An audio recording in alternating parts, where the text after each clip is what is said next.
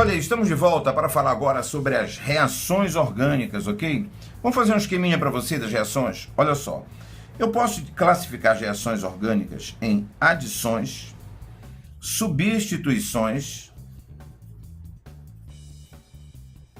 e eliminações.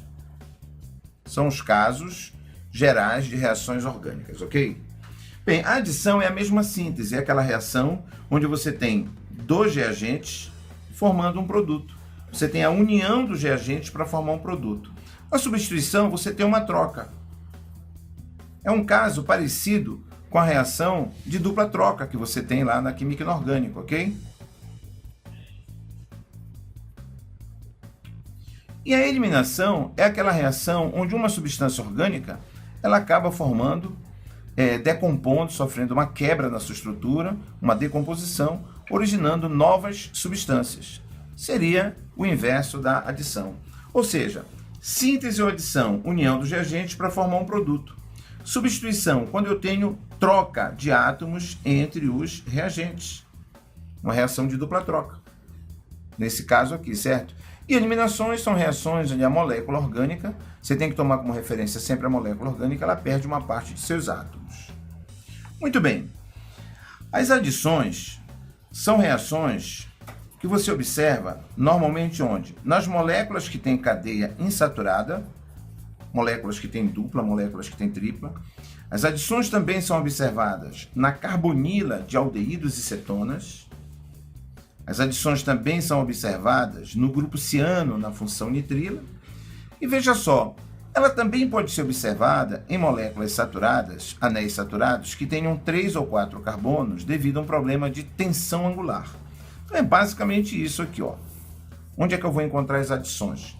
Nas duplas, nas triplas, carbonila de aldeídos e cetonas, grupo ciano e nos anéis de 3 e 4 carbonos. Vamos começar aqui pelas adições nas insaturações. Quando você tem uma insaturação, vamos admitir que você tem aqui um hidrocarboneto, um alceno. Muito bem, que ele vai reagir com uma substância que eu vou chamar aqui de AB, confere, que é o atacante. Nesse processo de adição, nós teremos como resultado o seguinte produto. Você está percebendo que houve o quê? A união dos reagentes para dar origem a um produto. Houve a junção, a união dos reagentes dando um produto, portanto você chama a reação de adição. Note que aqui a cadeia é insaturada e ela passa a ser uma cadeia saturada. Quem é esse atacante? Quais as substâncias que reagem com as duplas ligações? Várias substâncias podem reagir com a dupla. Podemos começar, por exemplo, falando do gás hidrogênio. Temos halogênios também que podem reagir com a dupla por um processo de adição.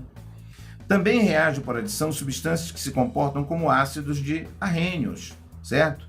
Como o HCl, o HBr, o HI, o próprio H2SO4. Podemos adicionar um álcool, certo? Podemos adicionar, inclusive, ácido carboxílico, além da própria água, desde que a reação seja catalisada, ok? No caso dos ácidos, você tem o hidrogênio positivo. Aqui você vai fazer a ionização parcial do ácido sulfúrico. O álcool vai ionizar formando um íon H+, o ácido também, e a água você considera a autoionização. Então, esses são os principais atacantes que podem reagir com a dupla. Vamos pegar um exemplo? Vamos pegar aqui um alceno de 3 carbonos.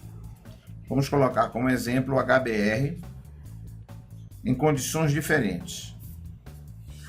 A grande maioria das reações de adição que ocorrem na dupla, ou elas são feitas na presença de um solvente, ou na presença de um catalisador.